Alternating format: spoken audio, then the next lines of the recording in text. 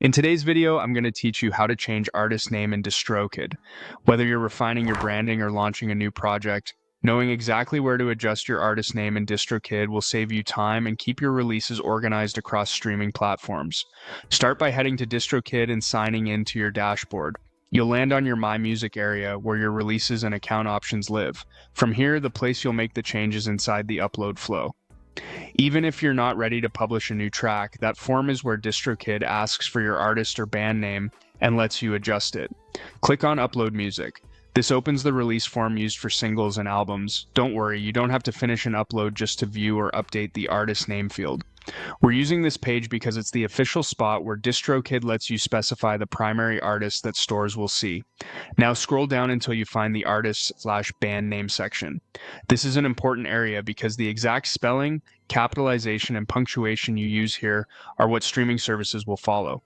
If you want your music to connect to an existing artist profile on platforms like Spotify or Apple Music, make sure the name matches exactly as it appears on previous releases. If you're debuting a new name, be consistent going forward so your future tracks group correctly under that identity. Next, click on Change next to the artist band name field. You'll see options that let you select from artist names you previously used on your account, or proceed with a different name if that's your goal. If your current Distrokid plan only supports a single artist and you're trying to use a different name than the one already tied to your plan, Distrokid will prompt you to upgrade before you can continue with that new name.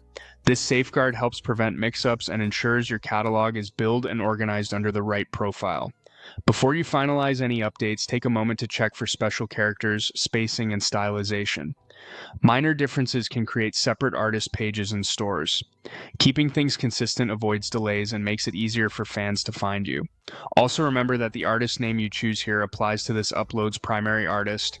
Using different names across releases can result in separate profiles, which is fine if that's your intent. That's it.